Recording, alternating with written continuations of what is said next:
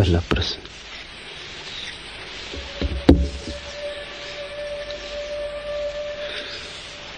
कपिल ऋषि के सांख्य दर्शन, अष्टावक्र की महागीता और कृष्णमूर्ति की देशना में क्या देश काल अनुसार अभिव्यक्ति का ही भेद है? कृपा करके समझाइए।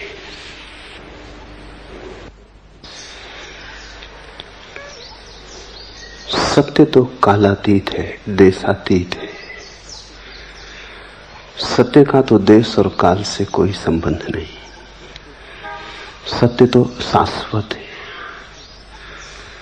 समय की सीमा के बाहर है। लेकिन अभिव्यक्ति कालातीत नहीं है, देशातीत नहीं है। अभिव्यक्ति समय के भीतर है, सत्य समय के बाहर है।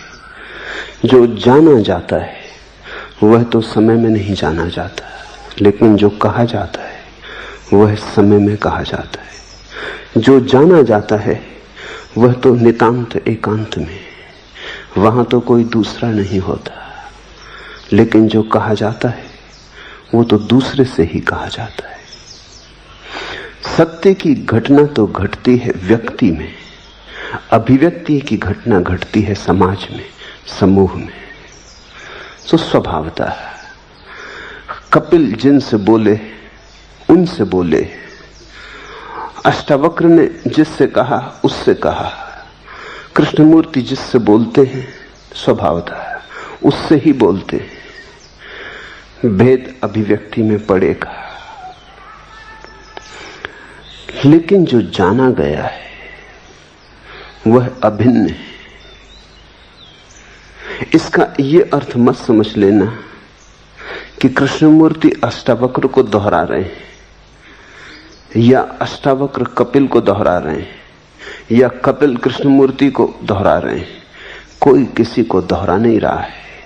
जब तक दोहराना है तब तक सत्य का कोई अनुभव नहीं है। दोहराया गया सत्य असत्य हो जाता है। जाना हुआ सत्य ही सत्य है, माना हुआ सत्य असत्य है। प्रत्येक ने स्वयं जाना है, और जब कोई सत्य को जानता है स्वयं, तो उसे ऐसा जरा भी भाव पैदा नहीं होता कि ऐसा किसी और ने भी जाना होगा। वो घटना इतनी अलौकिक, इतनी अद्वितीय, इतनी मौलिक है कि प्रत्येक व्यक्ति जब जानता है तो ऐसा ही अनुभव करता है। पहली बार, प्रथम बार ये किरण उतरी। जैसे कि जब कोई व्यक्ति किसी के प्रेम में पड़ता है तो क्या उसे लगता है ये प्रेम किसी और ने कभी जाना होगा? पृथ्वी पर अनेक प्रेमी हुए, अनंत प्रेमी हुए, लेकिन जब भी प्रेम की किरण उतरती है किसी हृदय में तो उसे लगता है ऐसा प्रेम बस मैं ही जान रहा हूं। क्योंकि प्रेम पुनरुक्ति नहीं है, तुम किसी से उधार नहीं लेते।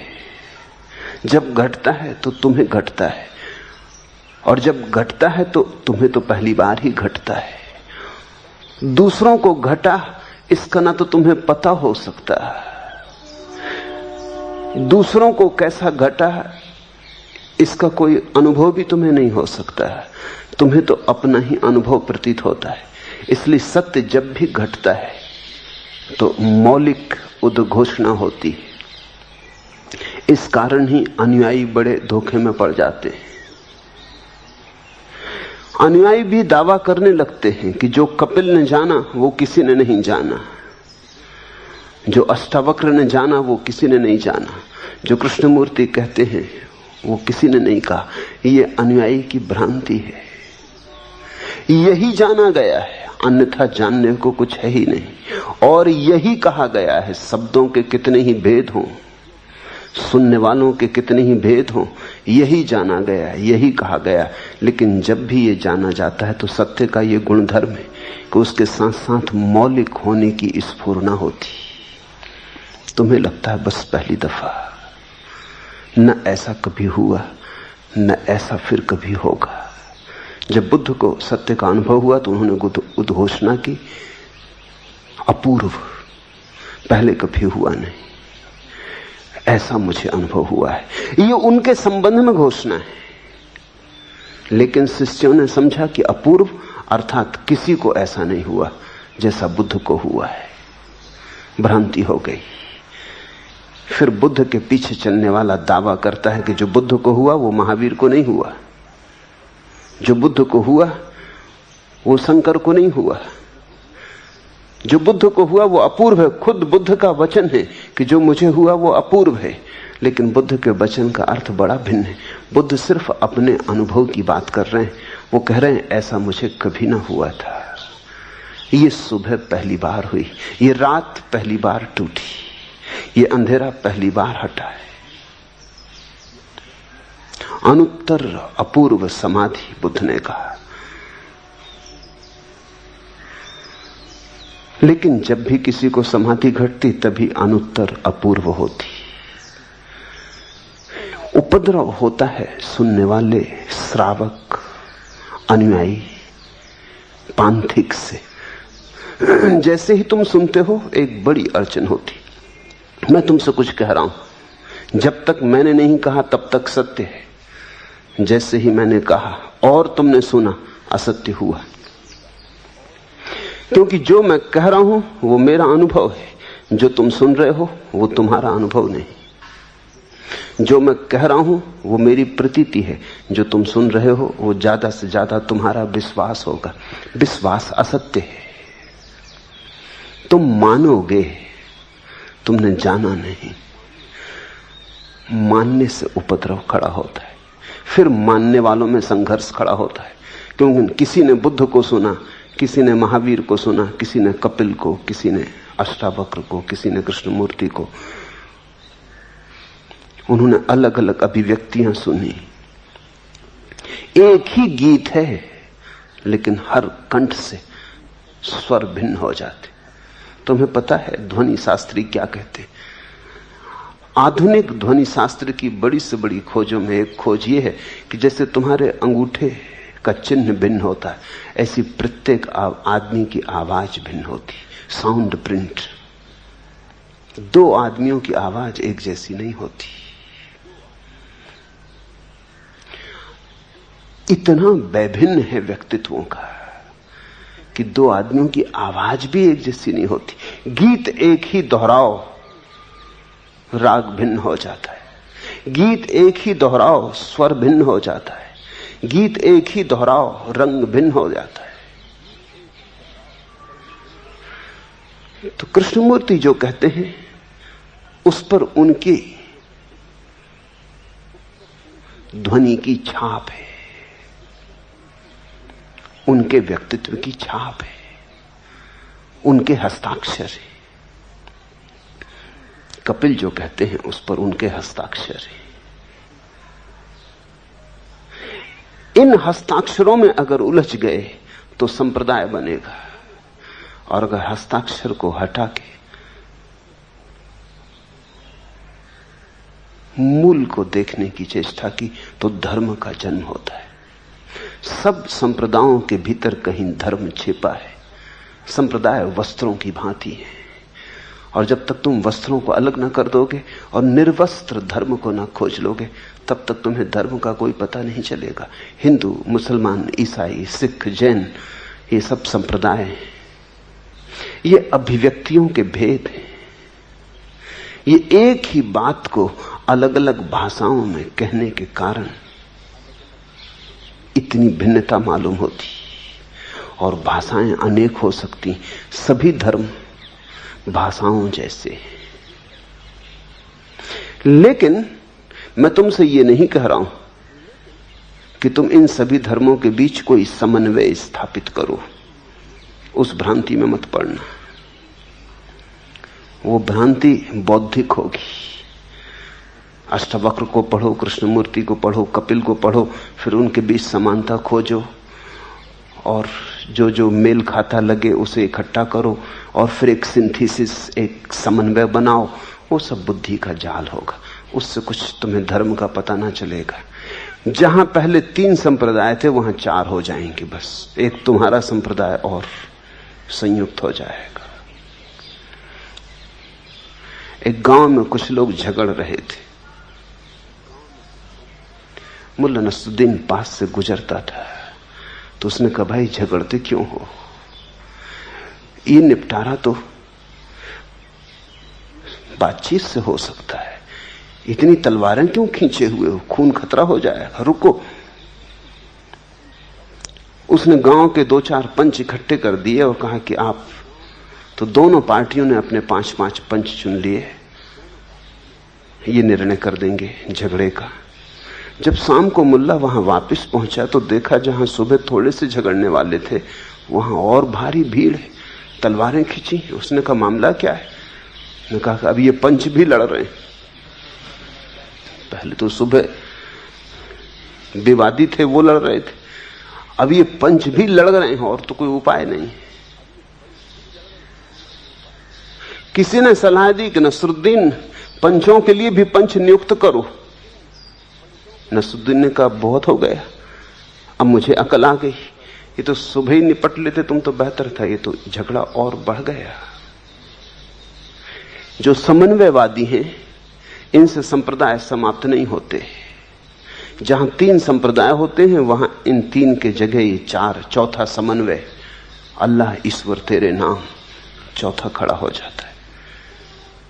उसके अपने दावे शुरू हो जाते, समन्वय का उसका दावा हो जाता है। तुमने देखा महावीर के साथ ऐसा हुआ। महावीर ने कहा कि सभी सत्य की अभिव्यक्तियां सत्य हैं, आंशिक सत्य है, कोई अभिव्यक्ति पूर्ण सत्य नहीं है। इसलिए महावीर ने एक सिद्धांत को जन्म दिया, स्यातवाद। स्यातवाद का अर्थ होता है मैं भी ठीक हूं, तुम भी ठीक हो, वह भी ठीक है, कुछ न कुछ तो ठीक सभी में है, इसलिए हम क्यों झगड़े। स्यातवाद का अर्थ है सभी के भीतर सत्य के अंश की स्वीकृति, ताकि विवाद ना हो, व्यर्थ का झगड़ा ना हो। लेकिन परिणाम क्या हुआ? स्यातवाद का अलग एक झगड़ा खड़ा हो गया। एक जैन मुनि से मैं बात कर रहा था, मैंने उनसे कहा कि आप मुझे संक्षिप्त में कहिए कि स्यातवाद का अर्थ क्या है। उन्होंने कहा, स्यातवाद का अर्थ है कि कोई भी पूर्ण सत्य नहीं, सभी सत्य आंशिक है, सभी में सत्य है थोड़ा थोड़ा, हम सभी के सत्य को देखते हैं, हम विवादी नहीं, हम संवादी हैं। मैंने थोड़ी देर इधर उधर की बात की और मैंने पूछा कि मैं आपसे एक बात पूछता हूं, स्यातवाद पूर्ण सत्य है या नहीं? उन्होंने कहा, बिल्कुल पूर्ण सत्य। अब ये स्यातवाद पूर्ण सत्य है, अब अगर इसको कोई कहे कि ये आंशिक सत्य है, ये भी आंशिक सत्य है, तो झगड़ा खड़ा हो जाएगा। सब आंशिक सत्य है, लेकिन जो मैं कह रहा हूं वो पूर्ण सत्य है। यही तो झगड़ा था। इसी झगड़े को हल करने को स्यातवाद खोजा गया। अब स्यातवाद भी झगड़े करने वालों में एक हिस्सा हो गया, एक पार्टी, वो भी एक विवाद है, वो भी एक संप्रदाय है। अगर स्यातवाद समझा गया होता तो जैनों का कोई संप्रदाय होना नहीं चाहिए, क्योंकि स्यातवाद के आधार पर संप्रदाय खड़ा नहीं हो सकता। स्यातवाद का अर्थ ही है कि सभी में सत्य है और किसी में पूर्ण सत्य नहीं है, इसलिए संप्रदाय खड़े करने की कोई जगह नहीं है। संप्रदाय का तो मतलब भी यह होता है कि सत्य यहां है, वहां नहीं है। स्यातवाद ने तो संप्रदाय की जड़ काटी थी, लेकिन जैनों का एक संप्रदाय खड़ा है जो अब स्यातवाद की रक्षा करता है।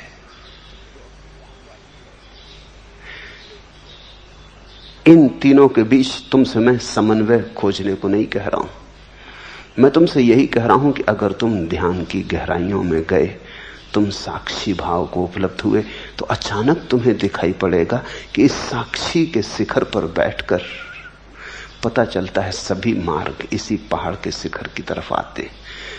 उन मार्गों के प्रारंभ होने के बिंदु कितने ही भिन्न हो, उनकी अंतिम पूर्णाहुति एक ही शिखर पर होती। सभी मार्ग वहीं आ जाते हैं जहां साक्षी भाव है। कैसे तुम आते हो ये तुम्हारी मर्जी, बैलगाड़ी पर, घोड़े पर, पैदल, हवाई जहाज पर, ट्रेन पर, मोटर बस में। कैसे तुम आते हो ये तुम्हारी मर्जी।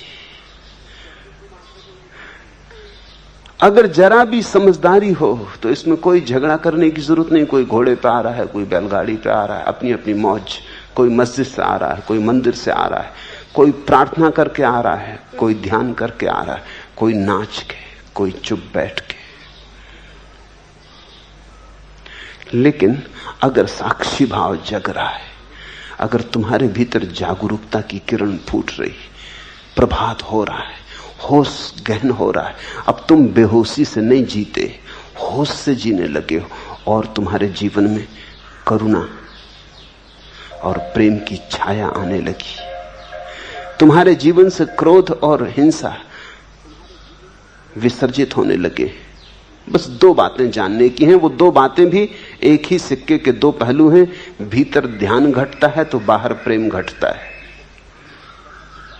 बाहर प्रेम घटता है तो भीतर ध्यान अनिवार्य रूप से घटता है।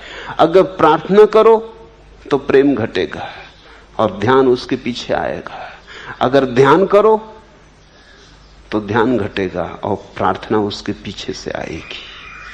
तुम दो में से कोई एक साध लो, दूसरा अपने आप सध जाता है।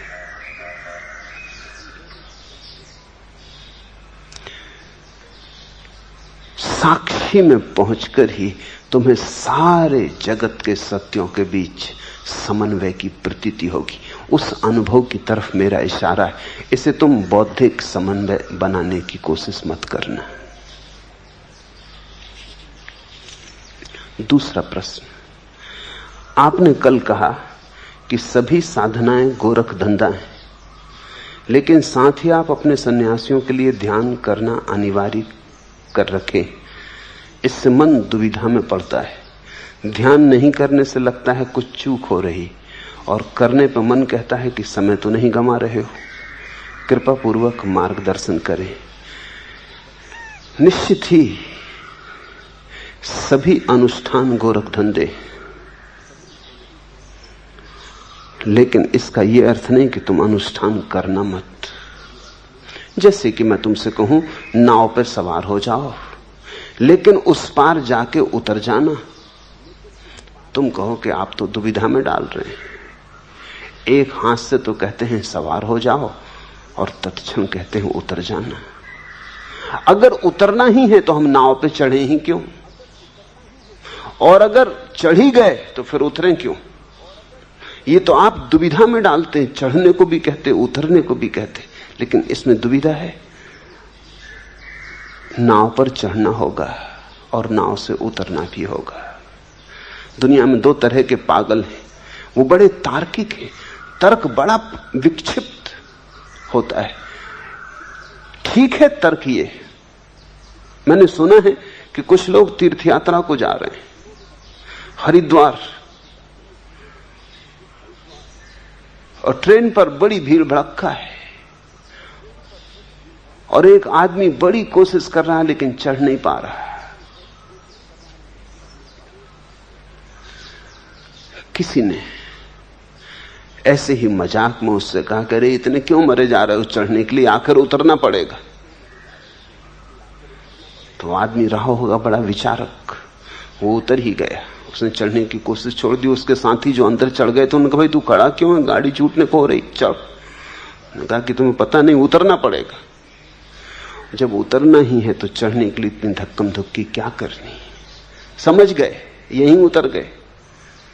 वो घबराए क्योंकि गाड़ी छूटी जा रही है, और उस आदमी को साथ ले आए, कहां उसे छोड़ जाएं। उनमें से कुछ उतरे और जबरदस्ती उसे चढ़ाया। वो चिल्लाता चीखता रहा। उसने कहा, ये कर क्या रहे हो, जब उतरना ही है तो हम क्यों इस मुसीबत में फंसे। पर उनने उसकी कोई फिक्र नहीं की। उन्होंने कहा, विवाद पीछे कर लेंगे, पहले तू चढ़। अब तुझे हम कहां छोड़ जाएं, यहां अनजान जगह में, कहीं गांव से आते थे। खैर किसी तरह उसको चढ़ा लिया। बड़ी मुश्किल वो चढ़ा। एक तो वैसे ही भीड़ थी, वैसे, और वो चढ़ने में झगड़ा खड़ा कर रहा था। वो उतर जाना चाहता था, चढ़ गया, फिर हरिद्वार आ गया। अब उतारने की झंझट खड़ी, वो उतरता नहीं। वो कहता, जब चढ़ ही गए, जब एक दफा चढ़ ही गए तो अब क्या उतरना बार बार, और फिर चढ़ने की झंझट होगी। इसलिए अब हम चढ़े ही रहेंगे, अब हम तुम यहीं छोड़ दो, तुम जाओ। अब उसको वो जबरदस्ती उतार रहे हैं। वो आदमी चिल्ला रहा है कि तुम कैसे असंगत हो, क्षण भर पहले चढ़ाते, क्षण भर बाद उतारते। असंगति तो देखो, तुम मुझे दुविधा में डाल रहे हो। तुम मुझे सीधा सारसूत्र कह दो कि या चढ़ना या उतरना, तो हम निपटा लें, हम वही हो जाएं। तुम जिंदगी को इतना तर्क से अगर चले तो बड़ी बुरी तरह चूकोगे। अगर तुम चढ़ोगे ही नहीं तो तीर्थ नहीं पहुंचोगे, और अगर चढ़े ही रह गए तो भी तीर्थ नहीं पहुंचोगे। इसलिए मैं तुमसे कहता हूं, ध्यान भी करना और एक दिन स्मरण रखना कि ध्यान भी छोड़ देना है। दोनों बातें तुमसे कहता हूं। तुम तो चाहोगे कि कोई एक कहूं तो तुम सुविधा हो जाए। तुम सुविधा की फिक्र कर रहे हो, तुम साधना की फिक्र नहीं कर रहे हो। तुम सुविधा खोज रहे हो, तुम क्रांति नहीं खोज रहे हो। तो सुविधाओं में दो उपाय हैं। या तो मैं तुमसे कहूं करो ही मत, जिससे कृष्णमूर्ति कहते हैं उनकी बात सीधी साफ है, ध्यान करने की कोई जरूरत नहीं। जिनको ध्यान नहीं करना है वो उनके पास इकट्ठे हो गए, यद्यपि उन्हें कुछ भी नहीं हुआ।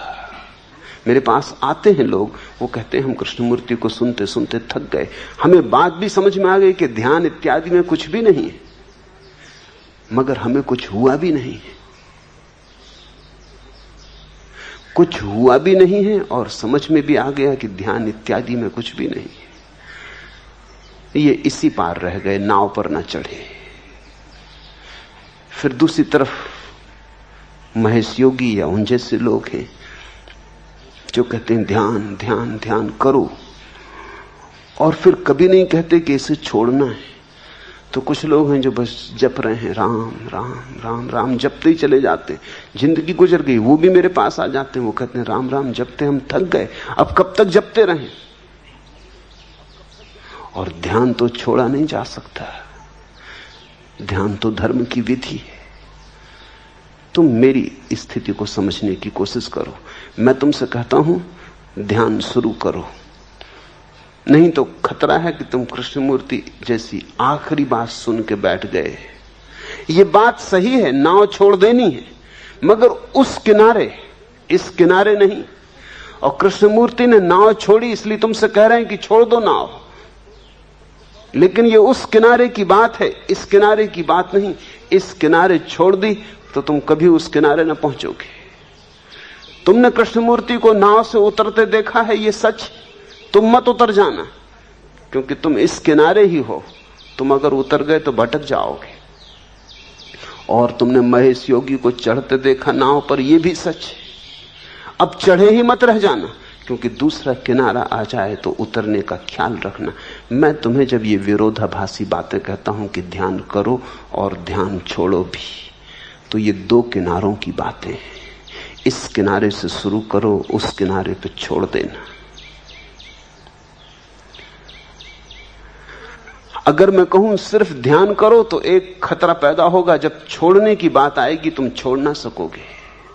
अगर मैं सिर्फ इतना ही कहूं कि छोड़ दो तो तुम करोगे ही नहीं, छोड़ने की संभावना का सवाल ही नहीं। करोगे ही नहीं तो छोड़ोगे क्या, खाक।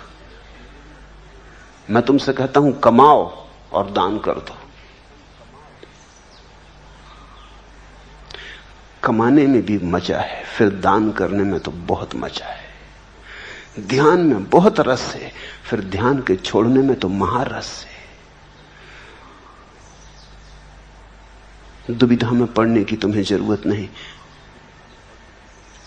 सीधी साफ बात है। मैं सभी विरोधों का उपयोग करना चाहता हूं। तुम चाहते हो अविरोधी वक्तव्य,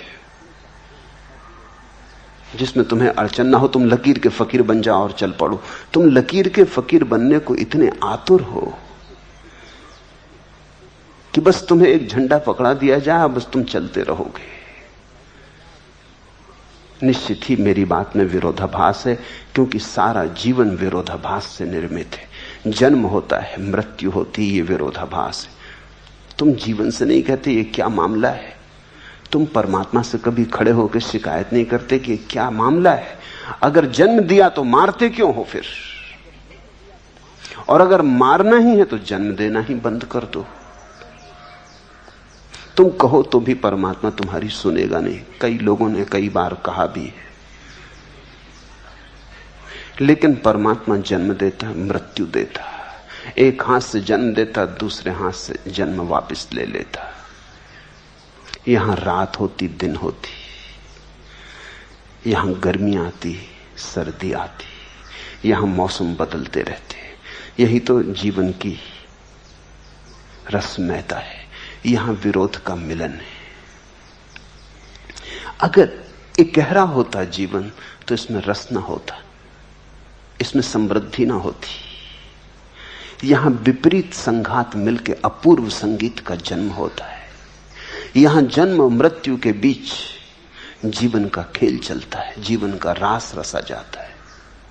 वही मैं तुमसे कह रहा हूं, ध्यान करो भी और ध्यान रखना कि छोड़ना है। एक दिन छोड़ना है, विधि का एक दिन विसर्जन कर देना है। तुमने देखा हिंदू इस संबंध में बड़े कुशल हैं।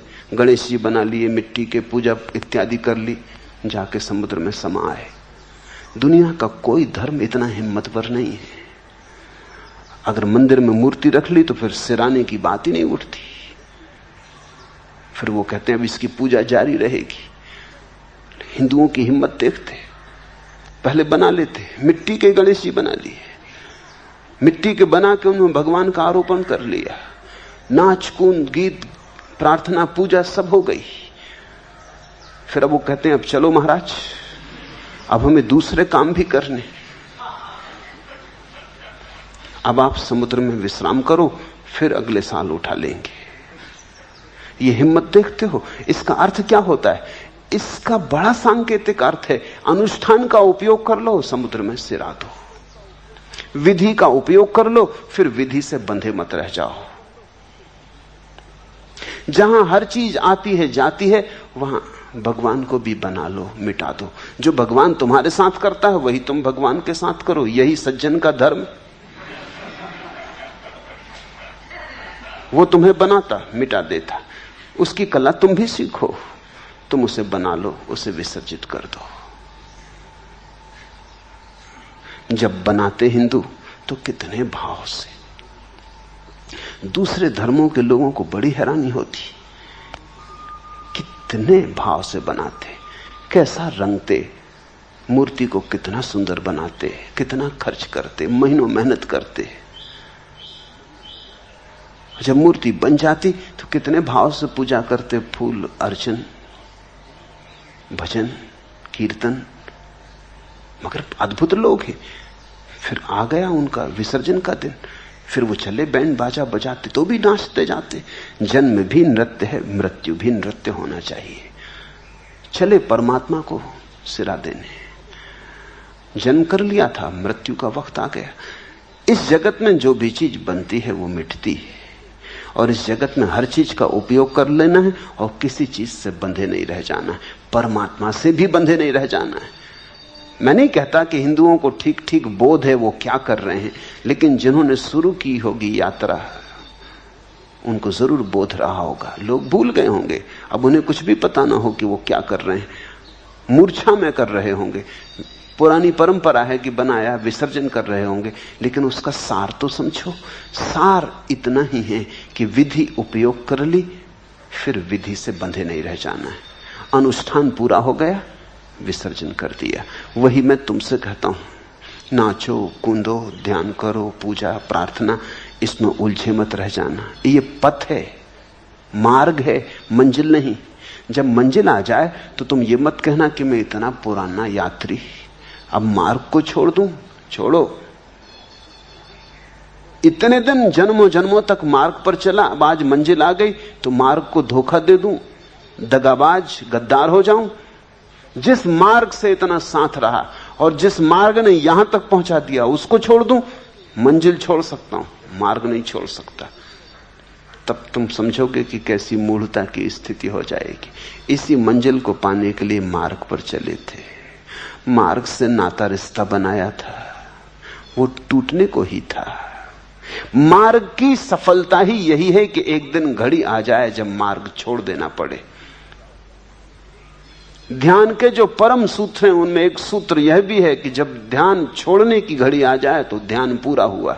जब तक ध्यान छूट ना सके तब तक जानना अभी कच्चा है, अभी पका नहीं। जब फल पक जाता है तो वृक्ष से गिर जाता है, और जब ध्यान का फल पक जाता है तब ध्यान का फल भी गिर जाता है।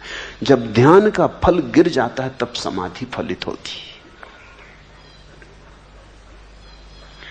पतंजलि ने ध्यान की प्रक्रिया को 3 हिस्सों में बांटा है: धारणा, ध्यान, समाधि। धारणा छोटी सी पगडंडी है जो तुम्हें राजपथ से जोड़ देती। तुम जहां हो वहां से राजपथ नहीं गुजरता। एक छोटी सी पगडंडी है जो राजपथ से जोड़ती। मार्ग जो राजमार्ग से जोड़ देता है, धारणा। फिर राजमार्ग ध्यान, फिर राजमार्ग मंजिल से जोड़ देता है, मंदिर से, अंतिम गंतव्य से। धारणा छूट जाती जब ध्यान शुरू होता है, ध्यान छूट जाता जब समाधि आ जाती। इसलिए ध्यान करना उतने ही भाव से जैसे गणेश को हिंदू निर्मित करते हैं, उतने ही अहोभाव से। ऐसा मन में ख्याल मत रखना कि इसे छोड़ना है तो क्या रंगना, कैसी बना लिया, क्या फिक्र करनी कि सुंदर है क्या सुंदर है, कोई भी रंग पोत दिए, चेहरा जसता है कि नहीं जसता, आंख उभरी कि नहीं उभरी, नाक बनी कि नहीं, क्या करना है। अभी 4 दिन बाद तो इसे विदा कर देना होगा, तो कैसी बना बनू के पूजा कर लो। नहीं तो फिर पूजा हुई ही नहीं, तो छोड़ने की घड़ी आएगी ही नहीं। जब बने ही नहीं गणेश तो विसर्जन कैसे होगा। तो जब ध्यान करो तब ऐसे करना जैसे सारा जीवन दांव पर लगा है।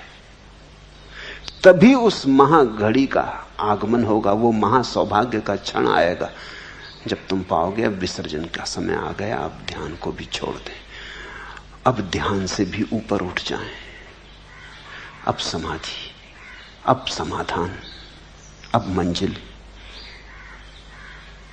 तो मैं तुमसे ये विरोधाभास कहता हूं कि जो ध्यान को समग्रता से करेंगे वे ही एक दिन ध्यान को समग्रता से छोड़ पाएंगे। और जिन्होंने ऐसे ऐसे किया, कुनकुने किया और कभी उबले नहीं और भाप ना बने, उनकी कभी छोड़ने की घड़ी ना आएगी। वो इसी किनारे अटके रह जाएंगे। जैन शास्त्रों में एक कथा है। एक साधु स्नान कर रहा है और वो देख रहा है कि एक आदमी आया, उसने नाव में बैठा, पतवार चलाई, लेकिन कुछ हैरान है। वो साधु हंसने लगा। उस आदमी ने पूछा कि मेरे भाई, तुम्हें शायद पता हो मामला क्या है, ये नाव चलती क्यों नहीं? उस साधु ने कहा कि सज्जन पुरुष महाशय, नाव किनारे से बंधी, पतवार चलाने से कुछ भी ना होगा। पहले खूंटी से रस्सी तो खोल लो। वो पतवार चला रहे हैं, तेजी से चला रहे हैं, ये सोच के कि शायद धीमे धीमे चलाने से नाव नहीं चल रही तो और तेजी से चलाओ, पसीने पसीने हुए जा रहे हैं, लेकिन नाव किनारे से बंधी है, उसे छोड़ा नहीं गया। नाव चलाने के पहले किनारे से छोड़ लेना जरूरी है। तो अगर तुमने आधे आधे मन से ध्यान किया तो नाव किनारे से छूटेगी ही नहीं, तो तुम उस किनारे कभी पहुंचोगे ही नहीं, उतरने की घड़ी कभी आएगी ही नहीं। अष्टावक्र ने जनक को कहा कि सब अनुष्ठान बंधन है। बिल्कुल ठीक कहा, लेकिन तुम ये याद रखना कि ये नाव उस किनारे पहुंच गई है तब कहे गए वचन है। इसलिए मैंने इसको महागीता कहा। कृष्ण की गीता को मैं सिर्फ गीता कहता हूं, अष्टावक्र की गीता को महागीता, क्योंकि कृष्ण की गीता अर्जुन से कही गई है इस किनारे पर। वो नाव पे सवारी नहीं हो रहा है, वो भाग भाग खड़ा हो रहा है। वो कह रहा मुझे सन्यास लेना, मैं नाव पे नहीं चढ़ता, क्या सार है, मुझे जाने दो। वो भाग रहा है, वो कहता है मेरे गांठ शिथिल हो गए, मेरा गांडीव ढीला हो गया, मैं नहीं चढ़ना चाहता। वो रथ पे बैठा है, सुस्त हो गया है, वो कहता नाव पे मुझे चढ़ना ही नहीं। कृष्ण उसे पकड़ पकड़ के समझा समझा के नाव पे बिठाते। कृष्ण की गीता सिर्फ गीता है। इस किनारे अर्जुन को नाव पे बिठा देना है। अष्टावक्र की गीता महागीता है, ये उस किनारे की बात है। ये जनक उस किनारे हैं, लेकिन नाव से उतरने को शायद तैयार नहीं, या नाव में बैठे रह गए हैं। बहुत दिनों तक नाव में यात्रा की है, नाव में ही घर बना लिया है। अष्टावक्र कहते हैं उतराओ, सब अनुष्ठान बंधन है, अनुष्ठान छोड़ो। कृष्ण कहते हैं उतरो संघर्ष में, भागो मत, सब परमात्मा पे छोड़ दो, वो जो करवाए करो, तुम निमित्त मात्र हो जाओ। इस नाव में चढ़ना ही होगा, यही तुम्हारी नियति, तुम्हारा भाग्य।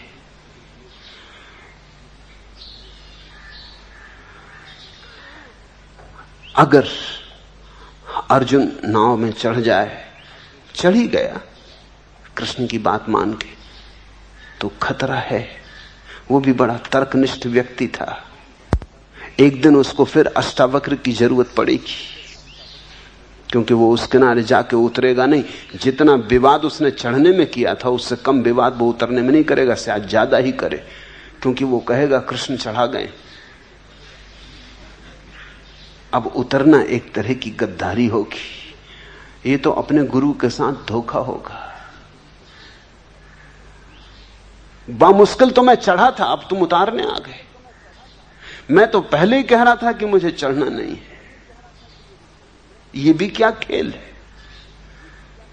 और अष्टावक्र कहते हैं सब अनुष्ठान बंधन है, ध्यान बंधन है, धारणा बंधन है, योग बंधन है, पूजा प्रार्थना बंधन है, सब बंधन है। कृष्ण की गीता उसके लिए है जो अभी आबासा सीख रहा है अध्यात्म का। अष्टावक्र की गीता उसके लिए है जिसके सब पाठ पूरे हो गए, दीक्षांत का समय आ गया। कृष्ण की गीता दीक्षारंभ है, अष्टावक्र की गीता दीक्षांत प्रवचन है। इन दोनों गीताओं के बीच में सारी यात्रा पूरी हो जाती है। एक चढ़ा देती है अनुष्ठानों में, एक उतार लेती है अनुष्ठानों से। एक बताती है गणेश को कैसे निर्मित करो, कैसे भाव भक्ति से, कैसे रंग भरो।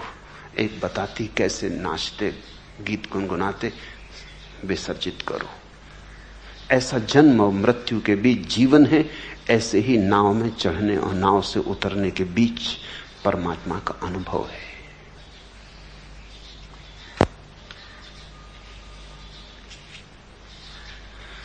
तीसरा प्रश्न, जब मैं आपका प्रवचन सुनता हूं तो न जाने क्यों उसके प्रेम संगीत में खो जाता हूं। मुझे लगता है कि आप सितार बजा रहे हैं और मैं तबला बजा रहा हूं। कभी लगता है कि मैं तानपूरा बजा रहा हूं और आप तान लगा रहे हैं। प्रभु मुझे यह क्या हो गया है, कृपा कर मुझे थामे। थामे? धक्का देंगे? ऐसी शुभ घड़ी आ गई, तुम कहते हो कृपा कर थामे। यही तो मैं चाहता हूं कि सभी को हो जो तुम्हें हुआ है। ये जो मैं कह रहा हूं ये शब्द नहीं, संगीत ही है। और इसे अगर तुम सुनना चाहते हो तो सुनने की जो श्रेष्ठतम व्यवस्था है वो यही कि तुम भी मेरे संगीत में सहभागी हो जाओ। मेरी इस लय में तुम भी तानपूरा तो बजाओ कम से कम। तुम ऐसे दूर दूर खड़े न रह जाओ, तुम इस ऑर्केस्ट्रा में अंग बन जाओ, तभी तुम समझ पाओगे। शुभ हो रहा है, सौभाग्य की घटना घट रही है। तुम डरो मत। दो तबले पर ताल, बजाओ तानपूरा। साथ मेरे गाओ, साथ मेरे नाचो। इसी नृत्य में तुम खो जाओगे। इसी खोने से तुम्हारा वास्तविक होना शुरू होगा। इसी नृत्य में तुम विसर्जित हो जाओगे। तुम्हारी सीमाएं असीम में डूब जाएंगी। अचानक तुम पहली दफा जागोगे और पाओगे कि तुम कौन हो। इसी खो जाने में नींद टूटेगी, जागरण होगा और तुम कहते हो प्रभु थामे। समझ रहा हूं तुम्हारी अड़चन भी, तुम्हारे प्रश्न को भी समझ रहा हूं, क्योंकि जब कोई ऐसा डूबने लगता तो घबराहट स्वाभाविक होती कि क्या हो रहा, कहीं मैं पागल तो नहीं हुआ जा रहा, यहां कैसी वीणा और कैसा तबला। पूछने में भी तुम डरे होगे। प्रश्न को मैंने कहा तो बहुत लोग हंसे भी, उनको भी लगा ये क्या पागलपन है। तुमको भी लगा होगा क्या पागलपन है, ये मैं कर क्या रहा हूं, यहां सुनने आया हूं कि तबला बजाने, और ये कैसा तानपुरा मैंने साथ लिया, ये कैसी कल्पना में मैं उलझा जा रहा हूं, ये कोई सम्मोहन तो नहीं, ये कोई मन की विक्षिप्तता तो नहीं, ये कैसी लहर मुझ में उठी। मत घबराओ, यही लहर तुम्हें ले जाएगी उस पार, यही लहर नाव बनेगी। इसी लहर पर चढ़ने को कह रहा हूं। चढ़ जाओ इस लहर पर, इस लहर को चूको मत। ये लहर डुबाए तो डूब जाओ, ये उबारे तो उबरो, डुबाए तो डूबो। इस लहर के साथ अपना तादात्म्य कर लो।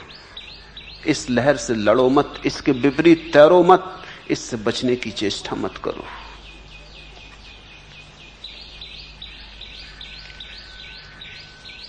तब बुला जाता मुझे उस पार जो दूर के संगीत सा वह कौन है। जो तुम्हें बुला रहा है वो अभी दूर का संगीत है। तुम उसके साथ अगर तानपुरा बजाने लगे वो करीब आने लगेगा। तब बुला जाता मुझे उस पार जो दूर के संगीत सा वह कौन है। अभी दूर है संगीत, सहभागी बनो। एक तो सुनने का ढंग होता है कि सुन रहे हैं तटस्थ भाव से, जिससे कुछ लेना देना नहीं। सुन रहे हैं एक निष्क्रिय अवस्था में, मुर्दे की तरह। कान है तो सुन रहे हैं। एक तो निष्क्रिय सुनना है और एक सक्रिय सुनना है, प्रफुल्लित, आनंदमग्न, नाचते हुए, सहयोग करते हुए। जैसे मैं नहीं बोल रहा हूं, तुम ही बोल रहे हो। जैसे तुम्हारा ही भविष्य बोल रहा है, जैसे तुम्हारे ही भीतर छिपी हुई संभावना बोल रही है। मैं तुम्हारी ही गुनगुनाहट हूं। जो गीत तुम अभी गाए नहीं और गाना है, उसी की तरफ थोड़े से पाठ तुम्हें दे रहा हूं। अभी जो तुम्हें लगेगा तानपुरा है, बजाते बजाते वही तुम्हारी वीणा हो जाएगी। अभी तुम मेरे साथ बजाओगे, धीरे धीरे तुम पाओगे तुम और मैं का फासला तो समाप्त हो गया। न तो मैं हूं न तुम हूं, परमात्मा बजा रहा है। और तब तुम इस योग्य हो जाओगे कि कोई तुम्हारे पास आए तो वो अपना तानपुरा बजाने लगे। प्राणों के अंतिम पाहुन, चांदनी धुला अंजन सा विद्युत मुस्कान बिछाता, सुरभित समीर पंखों से उड़ जो नभ में घिर आता, वह वारिद तुम आना बन। जो श्रांत पथिक पर रजनी छायासिया मुस्काती, भारी पलकों में धीरे निद्रा का मधु खुलकाती, त्यों करना तुम बेसुध जीवन। अज्ञात लोक से छिप छिप जो उतर रश्मियां आती, मधु पीकर प्यास बुझाने फूलों के उर खुलवाती, छिप आना तुम छायातन। आने दो मुझे, तुम्हारे भीतर आने दो। थामने की बात ही मत उठाओ। तुम्हें मदमस्त होना है, तुम्हें शराबी बनना है, तुम्हें डोलना है किसी मदिरा में। थामने की बात ही मत उठाओ। तुम्हारा डर मैं समझता हूं कि ये क्या हो रहा है, कहीं मैं अपना होश तो ना खो दूंगा, कहीं मैं बेसुध तो न हो जाऊंगा। जो श्रांत पथिक पर रजनी छाया सिया मुस्काती, भारी पलकों में धीरे निद्रा का मधु खुलकाती, त्यों करना तुम बेसुध जीवन। यही अब तुम्हारी प्रार्थना हो, त्यों करना तुम बेसुध जीवन। तुम मुझसे कहो कि जल्दी करो, तुम मुझसे कहो कि अब ऐसा भय मुझे ना रहे कि मैं कुछ थाम के रुक जाऊं। तुम मुझसे कहो कि अब मुझे डुबाओ, मुझे बेसुध करो, क्योंकि तुमने जिसे अब तक सुध समझी है वो तो बेसुधी थी, तुमने जिसे अब तक होश समझा है वो तो बेहोशी थी, और तुम जिसे अब तक जागरण समझते थे वो सपनों से ज्यादा नहीं था, वो बड़ी गहन अंधेरी रात और नींद थी। अब ये जो बेसुधी मैं तुम्हें देना चाहता हूं, जो बेहोशी तुम्हें पिलाना चाहता हूं, ये होश का आगमन है। ये तुम्हें बेहोशी लगती क्योंकि तुम जिसे अब तक होश समझे थे उससे विपरीत है। ये मदिरा ऐसी है जो होश लाती। अज्ञात लोक से छिप छिप ज्यों उतर रश्मियां आती, मधु पीकर प्यास बुझाने फूलों के उर खुलवाती, छिप आना तुम छायातन। तुम मुझे आने दो। तुमने जो कहा है थामे, उसका अर्थ हुआ कि तुम भयभीत हो गए हो। उसका अर्थ हुआ अगर मैं तुम्हारे द्वार पर दस्तक दूंगा तो तुम द्वार ना खोलोगे। उसका अर्थ हुआ कि तुम मुझे पास देख के द्वार बंद कर लोगे। उसका अर्थ हुआ कि तुम पागलपन से घबरा रहे हो। लेकिन ध्यान रखना, धर्म एक अनूठा पागलपन है, ऐसा पागलपन जो बुद्धिमानों की बुद्धियों से बहुत ज्यादा बुद्धिमान है, ऐसा पागलपन जो साधारण बुद्धि से बहुत पार और अतीत है, ऐसा पागलपन जो परमात्मा के निकट ले जाता है। दुनिया में दो तरह के लोग पागल हो जाते हैं, एक तो वे जो बुद्धि से नीचे गिर जाते और एक वे जो बुद्धि के पार निकल जाते। इसलिए आश्चर्य की बात नहीं है कि मनस्विद संतों को पागलों के साथ ही गिनते हैं, दोनों को एबनॉर्मल। मनोविज्ञान की किताबों में तुम संतों के लिए और पागलों के लिए अलग अलग विभाजन ना पाओगे। उनके हिसाब से दो ही तरह के आदमी हैं, नॉर्मल, एबनॉर्मल, साधारण और रुग्ण। साधारण तुम हो, रुग्ण दो तरह के लोग हैं, फिर वो किसी ढंग के हो, चाहे धार्मिक रुग्ण हो, चाहे अधार्मिक हो, चाहे नास्तिक, चाहे आस्तिक, लेकिन एबनॉर्मल है। अभी भी जीसस पे किताबें लिखी जाती पश्चिम में जिनमें दावा किया जाता है कि जीसस पागल थे, न्यूरोटिक थे। अभी हिंदुस्तान में मनोविज्ञान का उतना प्रभाव नहीं है, इसलिए बुद्ध और महावीर, अष्टावक्र अभी बचे। लेकिन ज्यादा दिन ये बात चलेगी नहीं, जल्दी ही हिंदुस्तान के मनोवैज्ञानिक भी हिम्मत जुटा लेंगे। अभी उनकी इतनी हिम्मत भी नहीं है, लेकिन जल्दी हिम्मत जुटा लेंगे। जो जीसस के खिलाफ लिखा जा रहा है वो किसी न किसी दिन महावीर के खिलाफ लिखा जाएगा। और तुम पक्का समझो कि जीसस को पागल सिद्ध करने के लिए उतने प्रमाण नहीं है जिससे ज्यादा प्रमाण महावीर को पागल सिद्ध करने के लिए मिल जाएंगे। तुमने देखा महावीर नग्न खड़े, कम से कम जीसस कपड़े तो पहने, अभी तो पागलपन है। तुमने देखा महावीर अपने बालों को लौंच के उखाड़ते। पागलों का एक खास समूह होता है जो अपने बाल नोच के उखाड़ता है।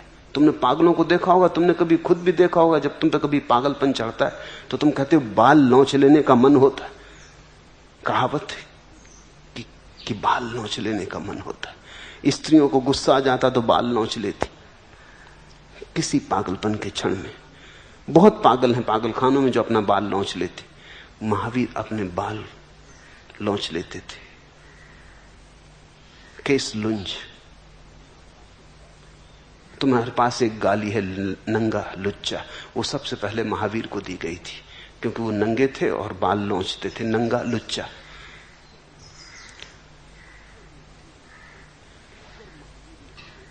अगर महावीर में खोजना हो पागलपन तो पूरा मिल जाएगा।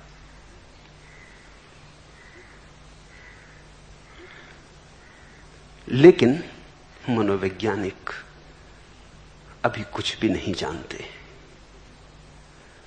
जो उनका विभाजन है अज्ञान में।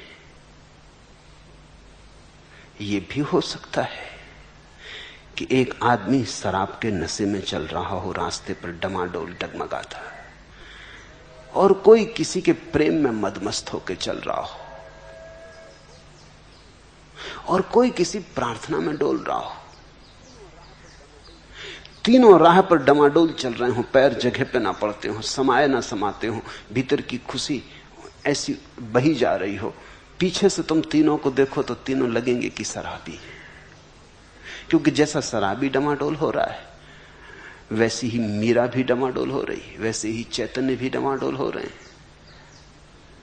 जैसे शराबी गीत गुनगुना रहा है वैसी मीरा भी गीत गुनगुना रही है।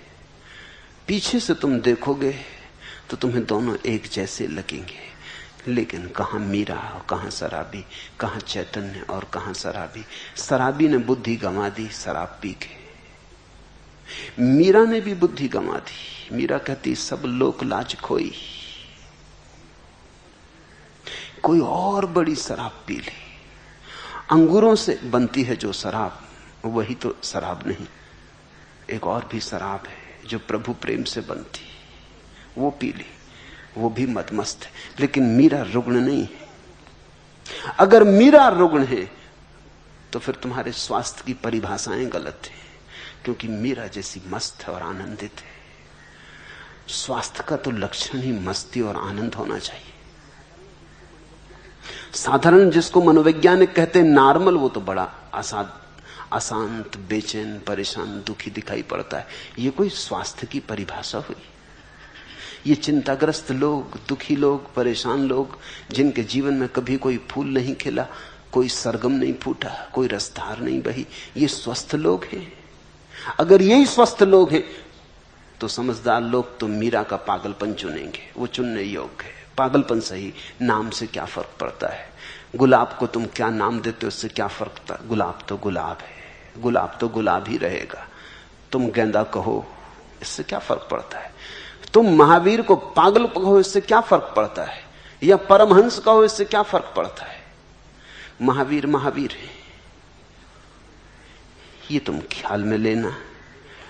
घबरा मत जाना। मेरे पास अगर तुम हो तो निश्चित ही किसी शराब के पिलाने का आयोजन चल रहा है। ये मधुशाला है। इसे मंदिर कहने से बेहतर मधुशाली कहना उचित है। यहां मैं चाहता हूं कि तुम डोलो, नाचो। यहां तुम किसी गहरी मस्ती में उतरो, नया आयाम खुले।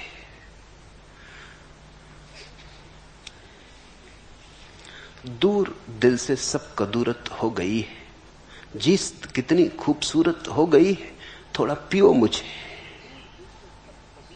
दूर दिल से सब कदूरत हो गई, सब चिंता, फिक्र, बेचैनी, अशांति सब दूर हो जाएगी। जीस्त कितनी खूबसूरत हो गई है और जिंदगी बड़ी खूबसूरत हो जाएगी। एक एक फूल में हजार हजार फूल खिलते दिखाई पड़ेंगे।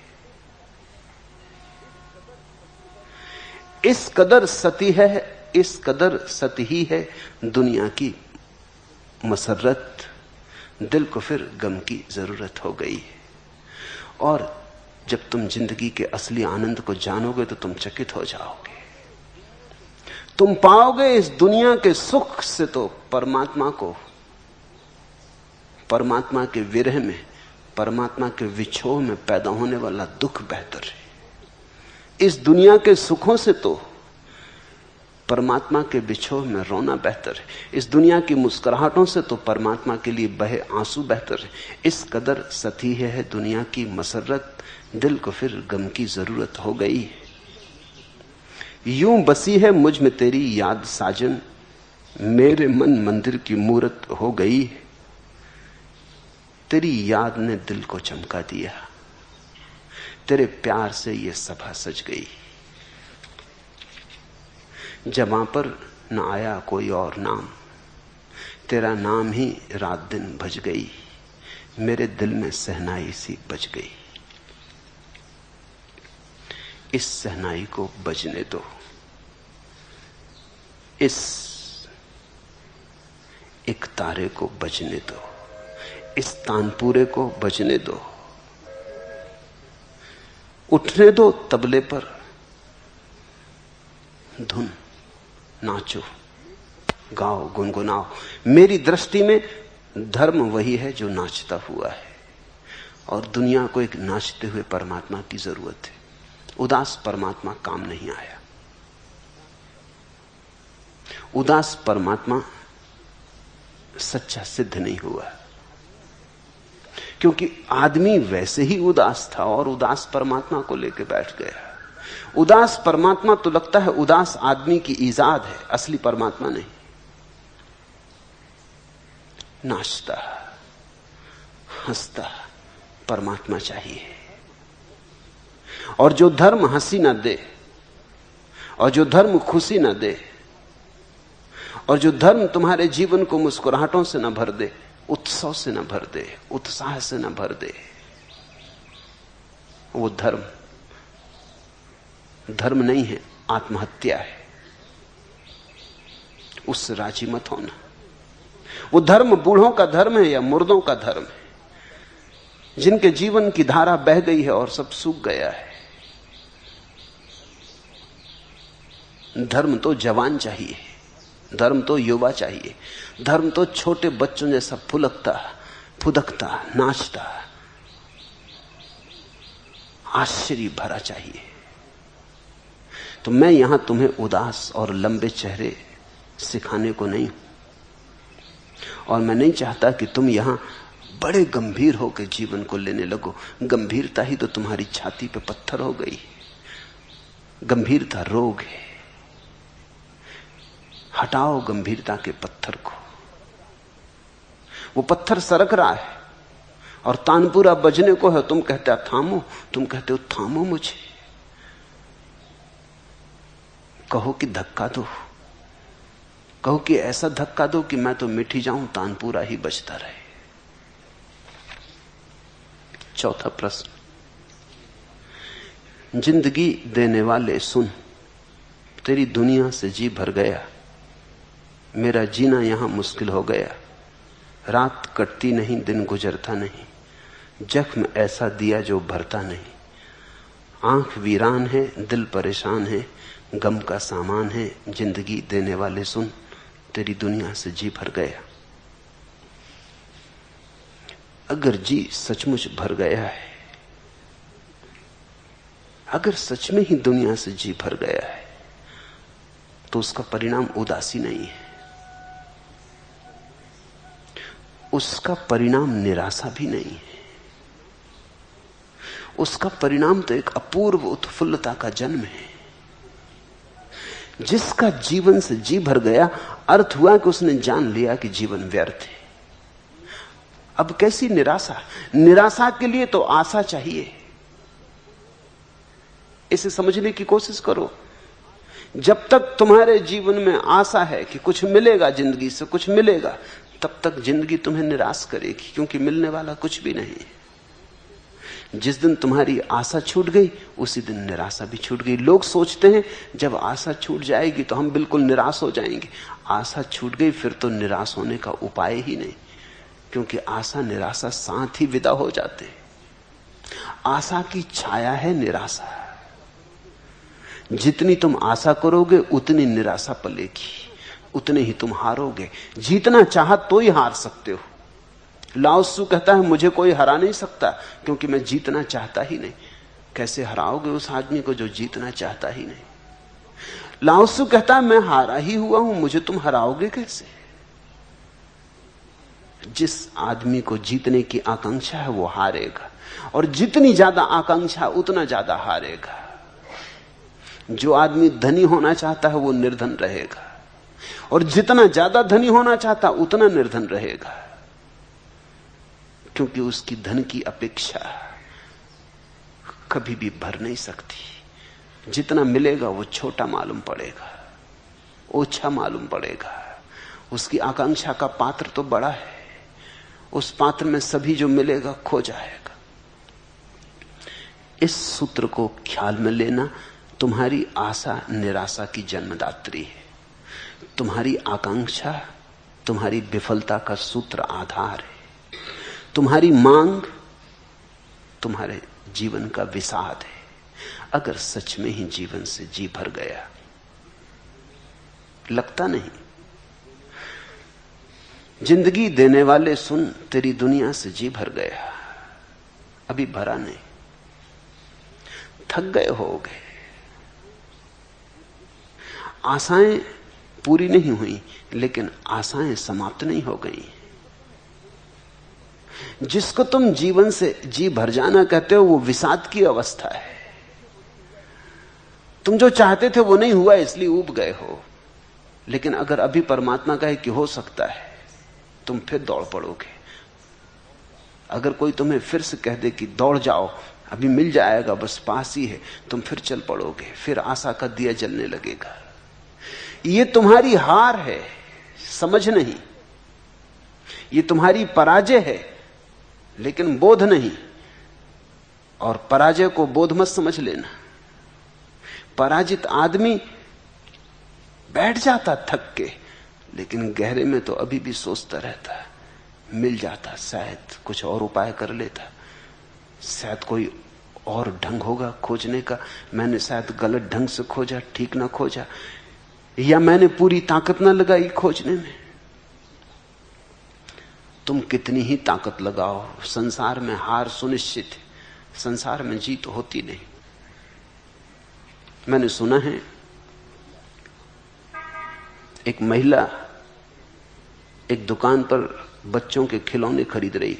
एक खिलौने को वो जमाने की कोशिश कर रही, जो टुकड़े टुकड़े में है और जमाया जाता है। उसने बहुत कोशिश की, उसके पति ने भी बहुत कोशिश की, लेकिन वो जमता ही नहीं। आखिर उसने दुकानदार से पूछा कि सुनो, 5 साल के बच्चे के लिए हम ये खिलौने खरीद रहे हैं, न मैं इसको जमा पाती हूं, न मेरे पति जमा पाते हैं। मेरे पति गणित के प्रोफेसर हैं, अब और कौन इसको जमा पाएगा? मेरा 5 साल का बच्चा इसको कैसे जमाएगा?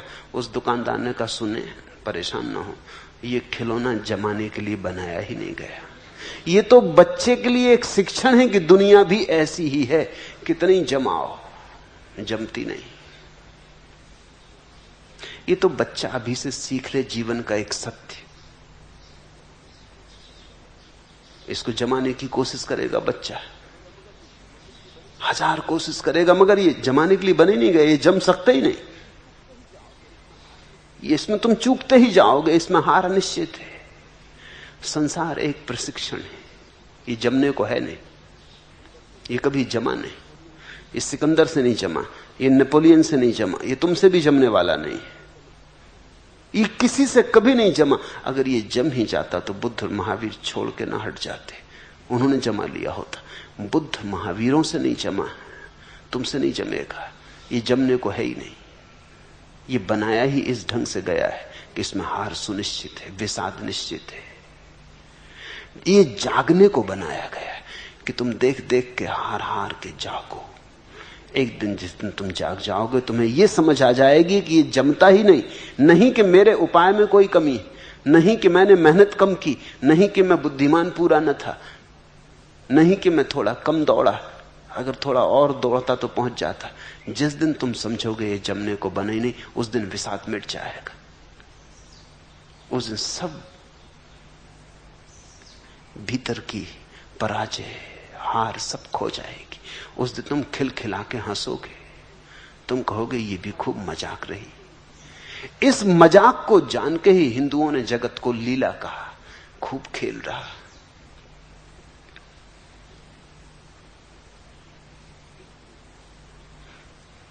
इस संसार से तुम जब तक अपेक्षा रखे हो तब तक बेचैनी है। ए दिले मर्ग आसना, खत का जवाब सुन लिया, और तू बेकरार हो, और तू इंतजार कर।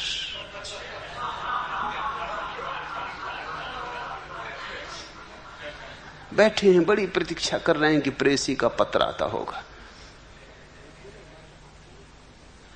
ए दिले मर्ग आसना, ए प्रेसी पे मिटे हुए दिल, ए दिले मर्ग आसना, खत का जवाब सुन लिया। और तू बेकरार हो और तू इंतजार कर। अब जागो, बहुत हो चुका इंतजार। देखो यहां कुछ मिलने को है नहीं। खेल है, खेल की तरह खेल लो, इसमें भटक मत जाओ, इसको अति गंभीरता से मत लो। और तुम तो ऐसे पागल हो कि फिल्म देखने जाते हो उसी को गंभीरता से ले लेते हो। देखा, फिल्म में किसी की हत्या हो जाती, अनेक आहें निकल जाती। पागल हो गए हो, कुछ तो होश रखो। लोगों के रुमाल अगर तुम फिल्म के बाद पकड़ के एक एक के देखो तो गीले पाओगे, आंसू बह जाते हैं, पहुंच लेते हैं अपने आंसू, जल्दी से रुमाल छिपा लेते। अच्छा है वो तो अंधेरा रहता है सिनेमा गृह में, सो कोई देख नहीं पाता। पत्नी भी बगल में रो रही, पति भी रो रहे हैं, दोनों पहुंच के अपना। मगर दोनों को ये समझ में नहीं आ रहा कि पर्दे पे कुछ भी नहीं है, धूप छांव। लेकिन वो भी प्रभावित कर जाती, उससे भी तुम बड़े आंदोलित हो जाते हो। प्रतीक प्रभावित कर जाते हैं, शब्द प्रभावित कर जाते हैं। तो स्वाभाविक है कि ये जीवन जो चारों तरफ फैला है, इतना विराट मंच, इसमें अगर तुम भटक जाओ तो कुछ आश्चर्य नहीं। तुम होश में नहीं हो, तुम मूर्छित हो। जिंदगी देने वाले सुन, तेरी दुनिया से जी भर गया, मेरा जीना यहां मुश्किल हो गया। मुश्किल, इसका मतलब है कि अभी भी अपेक्षा बनी, नहीं तो क्या मुश्किल है? मुश्किल का मतलब है अभी भी तुम चाहते हो कुछ सुविधा हो जाती, कुछ सफलता मिल जाती, कुछ तो राहत दे देते। एकदम हार ही हार तो मत दिलाए चले जाओ, कुछ बहाना तो, कुछ निमित्त तो रहे जीने का। रात कटती नहीं, दिन गुजरता नहीं, जख्म ऐसा दिया जो भरता नहीं। फिर से गौर से देखो, क्योंकि जानने वालों ने तो कहा कि जगत माया है, इससे जख्म तो हो ही नहीं सकता। ये तो ऐसा ही है, अष्टावक्र बार बार कहते, जैसे रज्जु में सर्प। जैसे कोई आदमी अंधेरे में देख के रस्सी और भाग खड़ा हो कि सांप है, भागने में पसीना पसीना हो जाए, छाती धड़कने लगे, हृदय का दौड़ा पड़ने लगे, और कोई दिया ले आए और कहे कि पागल जरा देख भी तो, वहां ना कुछ भागने को है ना कुछ भयभीत होने को है, रस्सी पड़ी है।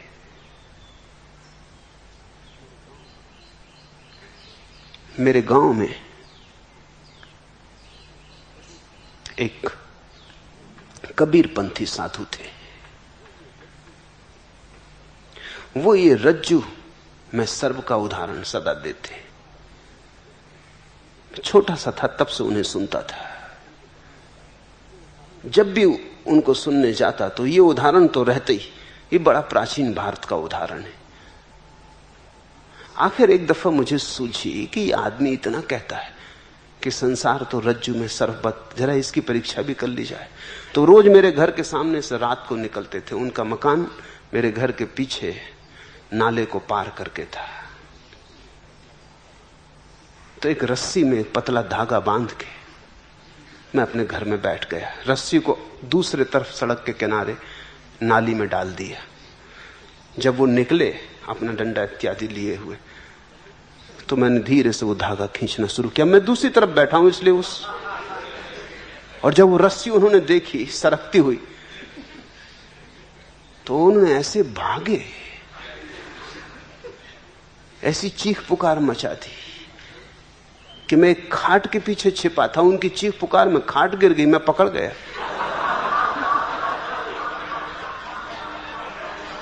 बहुत डांट पड़ी कि ये बात ठीक नहीं है, एक बूढ़े आदमी के साथ ऐसा मजाक करना।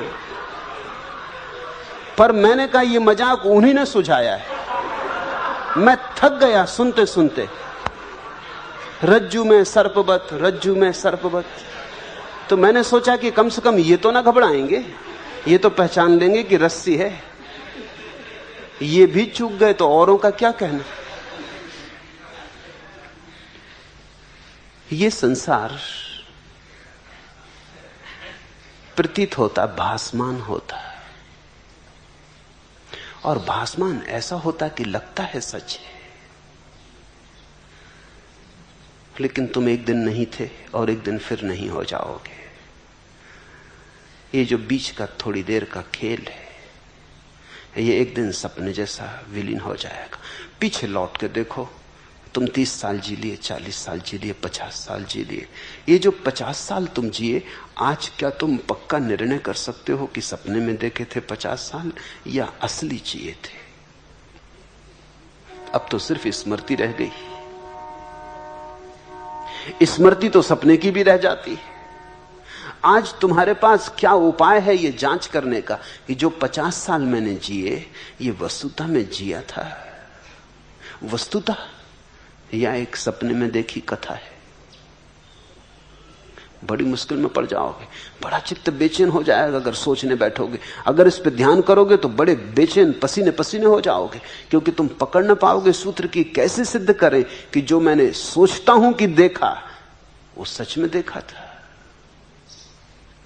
या केवल एक मृग मरीचिका थी। मरते वक्त जब मौत तुम्हारे द्वार पर खड़ी हो जाएगी और मौत का अंधकार तुम्हें घेरने लगेगा, क्या तुम्हें याद ना आएगी कि जो मैं 60, 70, 80 साल जीवन जिया वो था? तुम कैसे तय करोगे कि वो था? मृत्यु सब पहुंच जाएगी। कितने लोग इस जमीन पर रहे, कितने लोग इस जमीन पर गुजर गए, आए और गए, उनका आज कोई भी तो पता ठिकाना नहीं है। वैज्ञानिक कहते हैं कि तुम जिस जगह बैठे हो वहां कम से कम 10 आदमियों की लाशें गड़ी।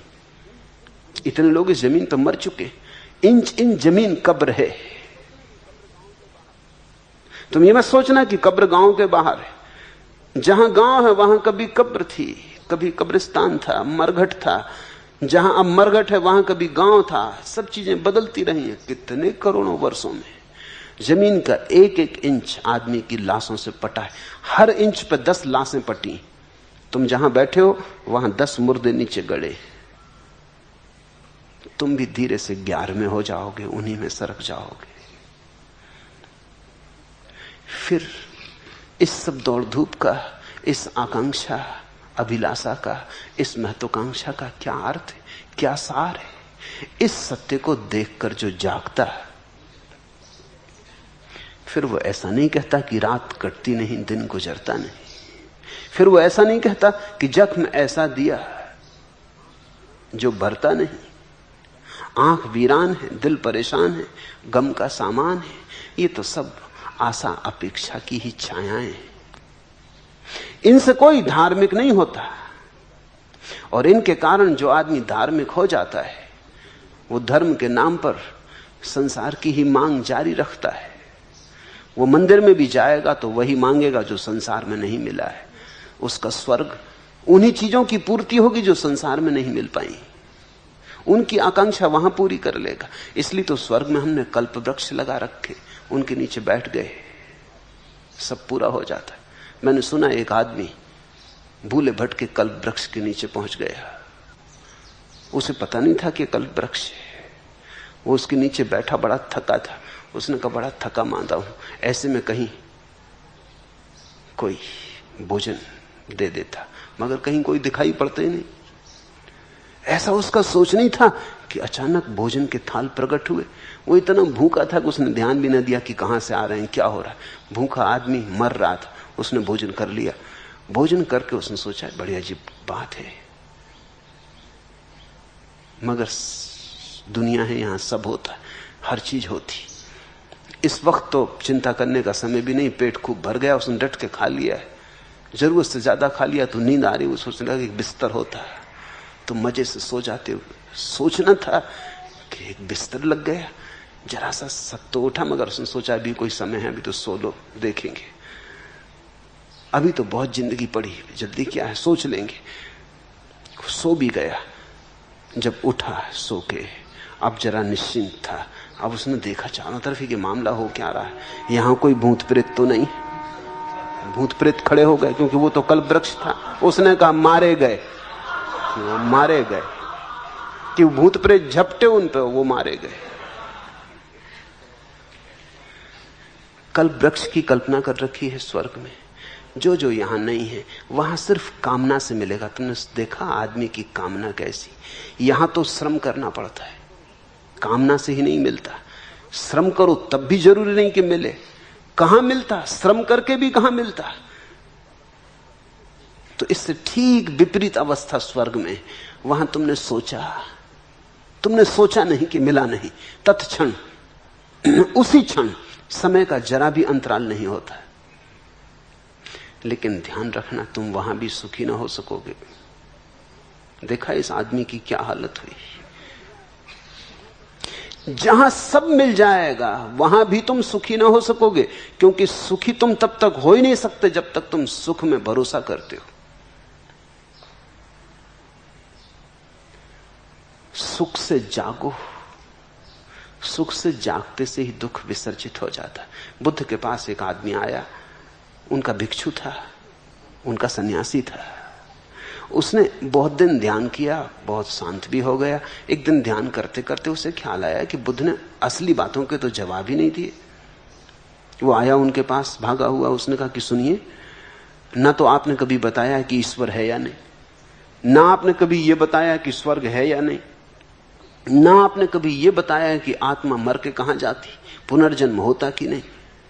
इन बातों के उत्तर दें। बुद्ध ने कहा सुनो, अगर मैं इन बातों के उत्तर दूं तो तुम्हारे तक उत्तर पहुंचने के पहले मैं मर जाऊंगा और तुम्हारे समझने के पहले तुम मर जाओगे। इन बातों के उत्तर व्यर्थ हैं।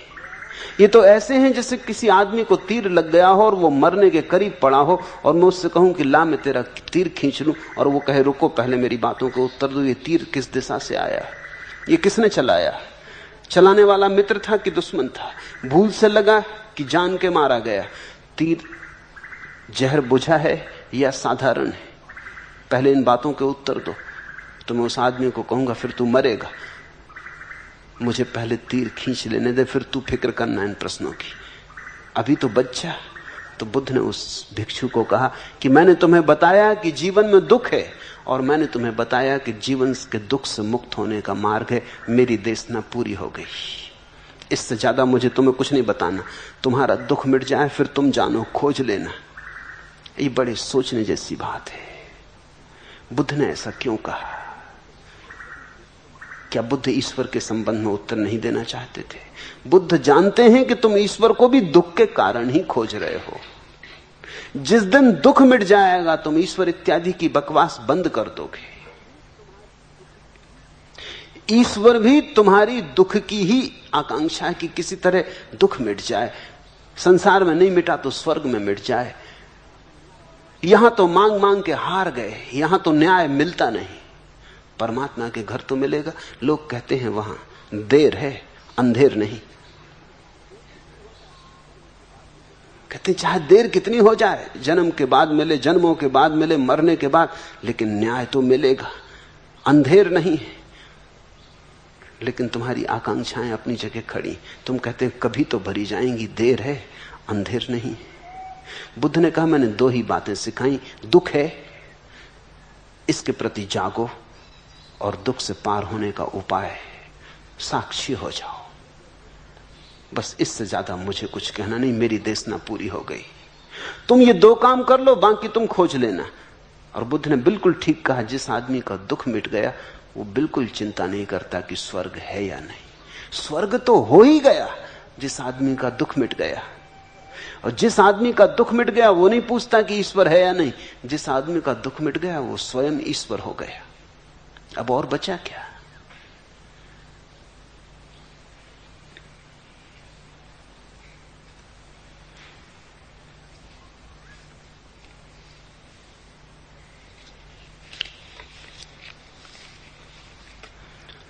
जिसने पूछा है प्रश्न, उसे बहुत कुछ समझने की जरूरत है। जिंदगी को आकांक्षाओं के पर्दे से मत देखो, जिंदगी को अपेक्षाओं के ढंग से मत देखो। जैसी जिंदगी है उसे देखो और बीच में अपनी आकांक्षा को मत लाओ, और तब तुम अचानक पाओगे सांप खो गया, रस्सी पड़ी रह गई। फिर उससे भय भी पैदा नहीं होता, जख्म भी नहीं लगते, हार भी नहीं होती, पराजय भी नहीं होती, विषाद भी नहीं होता, और उससे तुम्हारे भीतर उस दिए का जलना शुरू हो जाएगा जिसको अष्टावक्र साक्षी भाव कह रहे। दुख को देखो, सुख को चाहो मत, दुख को देखो। दो ही तरह के लोग हैं दुनिया में, सुख को चाहने वाले लोग और दुख को देखने वाले लोग। जो सुख को चाहता है वो नए नए दुख पैदा करता जाता है, क्योंकि हर सुख की आकांक्षा में नए दुख का जन्म है। और जो दुख को देखता है दुख विसर्जित हो जाता है, और दुख के विसर्जन में सुख का आविर्भाव है। मैं फिर से दोहरा दूं, दो ही तरह के लोग हैं और तुम्हारी मर्जी, जिस तरह के लोग तुम्हें बनना हो बन जाना। सुख को मांगो, दुख बढ़ता जाएगा, क्योंकि सुख मिलता ही नहीं, मांगने से मिलता ही नहीं, इसलिए दुख बढ़ता जाता है। फिर जितना दुख बढ़ता है उतना ही तुम सुख की मांग करते हो, उतना ही ज्यादा दुख बढ़ता है। पड़े एक दुष्ट चक्र में जिसके बाहर आना मुश्किल हो जाएगा। इसी को तो ज्ञानियों ने संसार चक्र कहा है, भव सागर। बड़ा सागर बनता जाता है, क्योंकि जैसे जैसे तुम्हारा दुख बढ़ता है तुम सोचते हो और सुख की खोज करें, और सुख की खोज करते हो और दुख बढ़ता है। अब इसका कहीं पारावार नहीं, इसका कोई अंत नहीं, भवसागर निर्मित हुआ। दूसरे तरह के लोग हैं जो दुख को देखते हैं। दुख है, ठीक है, इससे विपरीत की आकांक्षा करने से क्या सार है। इसे देख लें, ये कहां है, क्या है, कैसा है। दुख तथ्य है तो इसके प्रति जाग जाएं। तुम इसका छोटा मोटा प्रयोग करके देखो। जब भी तुम उदास हो, दुखी हो, बैठ जाओ शांत अपने कमरे में, रहो दुखी। वस्तुतः जितने दुखी हो सको उतने दुखी हो जाओ, अतिशयोक्ति करो। तिब्बत में एक प्रयोग है अतिशयोक्ति, ध्यान का गहरा प्रयोग है। वो कहते हैं जिस चीज से तुम्हें छुटकारा पाना हो उसकी अतिशयोक्ति करो, ताकि वो पूरे रूप में प्रकट हो जाए, ऐसा मंद मंद ना हो। तुम दुखी हो रहे हो, बंद कर लो द्वार दरवाजे, बैठ जाओ बीच कमरे के और हो जाओ दुखी जितने होना है। तड़फो, आह भरो, चीखो, लोटना पोटना हो जमीन पे लोटो पोटो, पीटना हो अपने को पीटो, लेकिन दुख की अतिशयोक्ति करो। दुख को उसकी पूरी गरिमा में उठा दो, दुख की आग जला दो।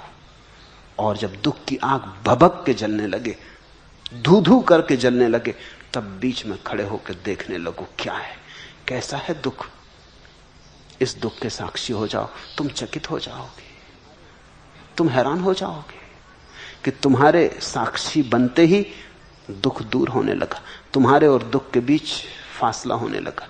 तुम साक्षी बनने लगे, फासला बड़ा होने लगा। तुम और भी साक्षी बनने लगे, फासला बड़ा होने लगा। और जैसे जैसे फासला बड़ा होने लगा, सुख की धुन आने लगी, सुख की सुवास आने लगी, क्योंकि दुख का दूर होना यानी सुख का पास आना। धीरे धीरे तुम पाओगे दुख इतने दूर पहुंच गया कि अब समझ में भी नहीं आता कि है या नहीं, दूर तारों पर पहुंच गया, और सुख की वीणा भीतर बजने लगी। फिर एक ऐसी घड़ी आती है जब दुख चला ही गया। जब दुख चला जाता है तो जो शेष रह जाता है वही सुख है। सुख तुम्हारा स्वभाव है। सुख दुख के विपरीत नहीं है। तुम्हें सुख पाने के लिए दुख को लड़ना नहीं है। दुख का अभाव है सुख, दुख की अनुपस्थिति है सुख। दुख को तुम देख लो भर आंख और दुख गया। यही करो तुम क्रोध के साथ, यही करो तुम लोभ के साथ, यही करो तुम चिंता के साथ, और 100 में से 90 मौकों पर तो शरीर के दुख के साथ भी तुम यही कर सकते हो। अभी पश्चिम में बड़े मनोवैज्ञानिक प्रयोग चल रहे हैं जिनने इस बात की सच्चाई की गवाही दी है। 100 में 99 मौके पर सिर दर्द केवल साक्षी भाव से देखने से चला जाता है। 99 मौके पर एक ही मौका है जबकि शायद न जाए, क्योंकि उसका कारण शारीरिक हो, अन्यथा उसके कारण मानसिक होते हैं। तुम्हें अब जब दोबारा सिर दर्द हो तो जल्दी से सेरिडान मत ले लेना, एस्प्रो मत ले लेना। अब की बार जब दुख हो तो इसे ध्यान का एक प्रयोग करना, तुम चकित होगे। ये तो प्रयोगात्मक है, ये तो अब वैज्ञानिक रूप से सिद्ध है। धार्मिक रूप से तो सदियों से सिद्ध रहा है, अब वैज्ञानिक रूप से सिद्ध है कि जब तुम्हारे सिर में दर्द हो तुम बैठ जाना, उस दर्द को खोजने की कोशिश करना कहां है ठीक ठीक, ताकि तुम अंगुली रख सको कहां है। पूरे सिर में मालूम होता है तो खोजने की कोशिश करना कहां है ठीक ठीक। तुम चकित होगे, जैसे तुम खोजते हो दर्द सिकुड़ने लगता है, उसकी जगह छोटी होने लगती। पहले लगता था पूरे सिर में, अब लगता है एक थोड़ी सी जगह में। और खोजते जाना और खोजते जाना और खोजते जाना, देखते जाना भीतर, और जरा भी चेष्टा नहीं करना कि दुख ना हो, दर्द ना हो। है तो है, स्वीकार कर लेना। और तुम अचानक पाओगे एक ऐसी घड़ी आएगी कि दर्द ऐसा रह जाएगा जैसे कि कोई सुई चुभ हो रहा है इतने से छोटे से बिंदु पर। और तब तुम हैरान होगे कि कभी कभी दर्द खो जाएगा, कभी कभी लौट आएगा, कभी कभी फिर खो जाएगा, कभी कभी फिर लौट आएगा। और तब तुम्हें एक बात साफ हो जाएगी कि जब भी तुम्हारा साक्षी भाव सधेगा दर्द खो जाएगा, और जब भी साक्षी भाव से तुम विचलित हो जाओगे दर्द वापस लौट आएगा। और अगर साक्षी भाव ठीक सध गया तो दर्द बिल्कुल चला जाएगा। इसे तुम जरा प्रयोग करके देखो। मानसिक दुख तो निश्चित रूप से चले जाते हैं, शायद शारीरिक दुख ना जाए। किसी ने अगर सिर में पत्थर मार दिया हो तो उसके लिए मैं नहीं कह रहा हूं, इसलिए 100 में 1 मौका छोड़ा है कि तुमने अपना सिर दीवार से टकरा लिया हो फिर दर्द हो रहा हो, तो वो दर्द शारीरिक है, उसका मन से कुछ लेना देना नहीं। लेकिन अगर किसी ने सिर में पत्थर भी मार दिया हो तो भी अगर तुम साक्षी भाव से देखोगे तो दर्द मिटेगा तो नहीं, लेकिन एक बात साफ हो जाएगी कि तुम दर्द नहीं हो, तुम दर्द से भिन्न हो। दर्द रहेगा। अगर मानसिक दर्द है तो मिट जाएगा, अगर शारीरिक दर्द है तो दर्द रहेगा, लेकिन दोनों हालत में तुम दर्द के पार हो जाओगे। मानसिक होगा तो दर्द गया, अगर शारीरिक हुआ तो दर्द रहा, लेकिन अब मुझे दर्द हो रहा है ऐसी प्रतीति नहीं होगी। दर्द हो रहा है जैसे किसी और के सिर में दर्द हो रहा है, जैसे किसी और के पैर में दर्द हो रहा है, जैसे किसी और को चोट लगी, बड़े दूर हो जाएगा। तुम खड़े देख रहे हो, तुम दृष्टा साक्षी मात्र।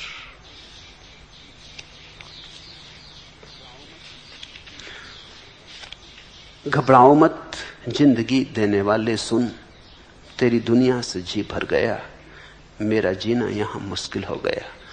ये जिसने तुम्हें जिंदगी दी है उसके कारण नहीं हुआ है, ये तुम्हारे कारण हुआ है। इसलिए घबराओ मत, क्योंकि अगर उसके कारण हुआ हो तब तो तुम्हारे हाथ में कुछ भी नहीं। तुम्हारे कारण हुआ है इसलिए तुम्हारे हाथ में सब कुछ है। तुम जागो तो ये मिट सकता है, और ये गीत गाने से कुछ भी ना होगा, कुछ करना होगा।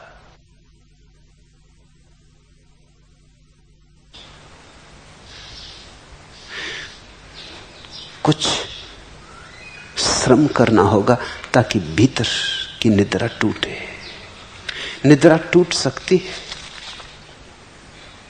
ये जो अंधेरा दिखाई पड़ रहा है ये सदा रहने वाला नहीं, सुबह हो सकती है।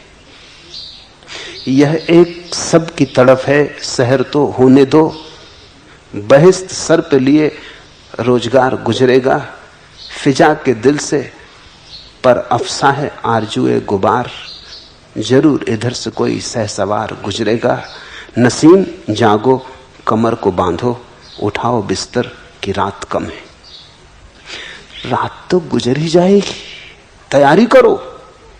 नसीम जागो कमर को बांधो, उठाओ बिस्तर की रात कम है। साक्षी भाव बिस्तर का बांध लेना है कि अब तो सुबह होने के करीब है, और तुमने जिस दिन बांधा बिस्तर उसी दिन सुबह करीब आ जाती है। ये सुबह कुछ ऐसी है कि तुम्हारे बिस्तर बांधने पर निर्भर है। इधर तुमने बांधा, इधर तुमने तैयारी की, तुम जाग के खड़े हो गए, सुबह हो गई। सुबह अर्थात तुम्हारा जाग जाना, रात अर्थात तुम्हारा सोया रहना। रो रो के दर्द की बातें कर लेने से कुछ हल ना होगा। ये तो तुम करते ही रहे हो। ये रोना तो काफी हो चुका है। ये तो जन्मों जन्मों से तुम रो रहे हो और कह रहे हो कि कोई कर दे, दुनिया को बनाने वाला हो या ना हो। तुम किससे प्रार्थना कर रहे हो उसका तुम्हें कुछ पता भी नहीं है। हो ना हो बहरा हो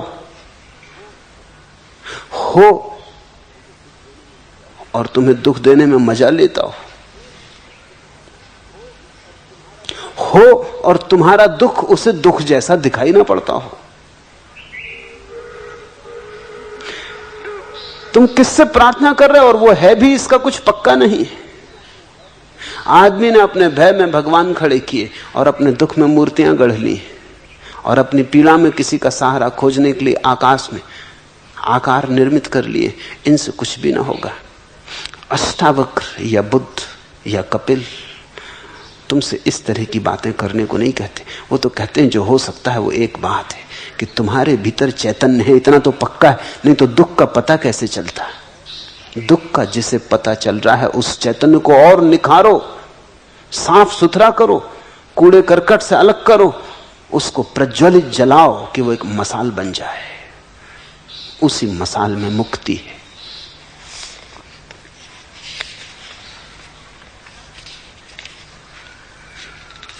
आखिरी सवाल, और आखिरी सवाल नहीं है। एकटी नमस्कारे प्रभु, एकटी नमस्कारे, सकल देह लूटिए पड़ूक, तोमार ए संसारे। घन श्रावण में घेर मतो, रसेर भारे नम्रनत। एकटी नमस्कारे प्रभु, एकटी नमस्कारे, समस्त मन पड़िया थाक, तव भवन द्वारे। नाना सुरेर आकुल धारा, मिलिए दिए आत्महारा। एकटी नमस्कारे प्रभु, एकटी नमस्कारे, समस्त गान समाप्त होक, नीरव पारावारे। हंस एमन मानस यात्री, तेमनी सारा दिवस रात्रि। एकटी नमस्कारे प्रभु, एकटी नमस्कारे, समस्त प्राण उड़े चलूक, महामरण पारे। स्वामी आनंद सागरेर प्रणाम। आनंद सागर ने निवेदन किया है, प्रश्न तो नहीं है, लेकिन सार्थक पंक्तियां हैं। उन्हें स्मरण रखना। सकल देह लूटिए पंडुक, तोमार ए संसारे। तेरे संसार में सब लुट गया।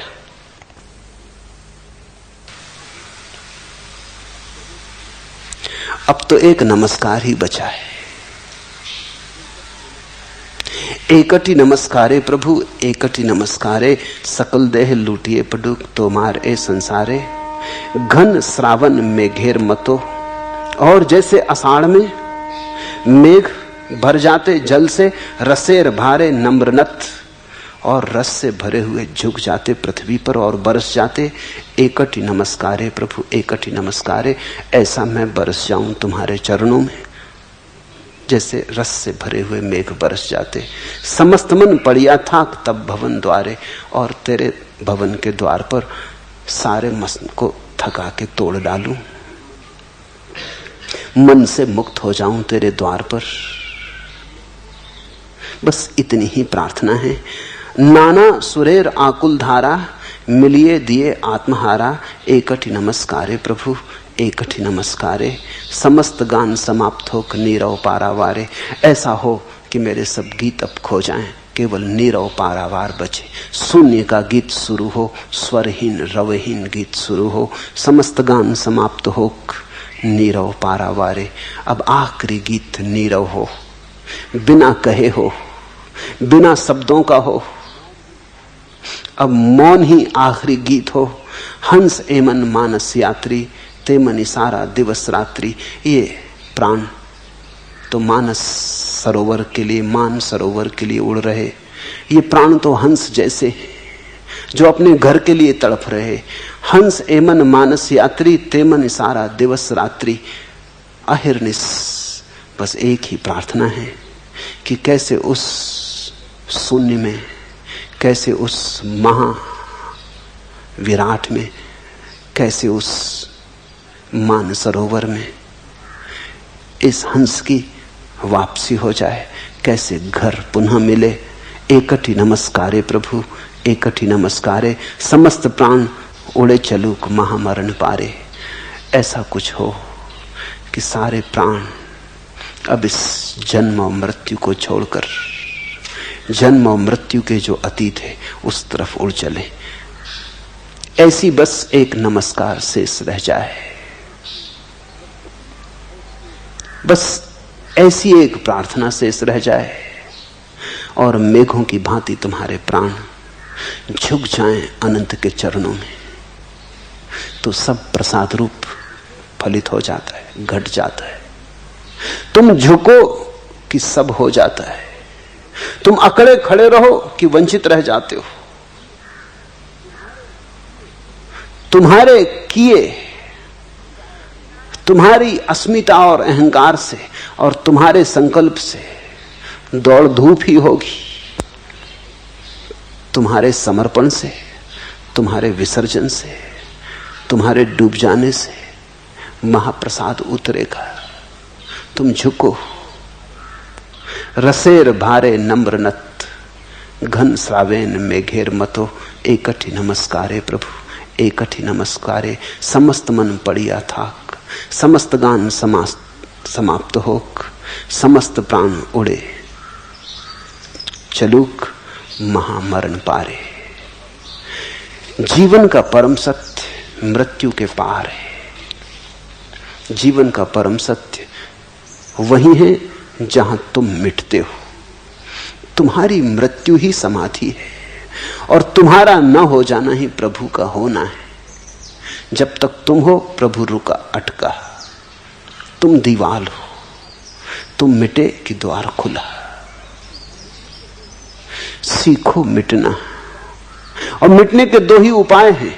या तो साक्षी बन जाओ, जो कि अष्टावक्र, कपिल, कृष्णमूर्ति, बुद्ध इनका उपाय है, या प्रेम में डूब जाओ, जो कि मीरा, चैतन्य, जीसस, मोहम्मद इनका मार्ग है। दोनों ही मार्ग ले जाते, या तो बोध या भक्ति। मगर दोनों मार्ग का सार सूत्र एक ही है। बोध में भी तुम मिट जाते हो क्योंकि अहंकार साक्षी में बचता नहीं, और प्रेम में भी तुम मिट जाते हो क्योंकि प्रेम में अहंकार के बचने की कोई संभावना नहीं। तो एक बात सार निचोड़ की है, अहंकार न रहे तो परमात्मा प्रकट हो जाता है।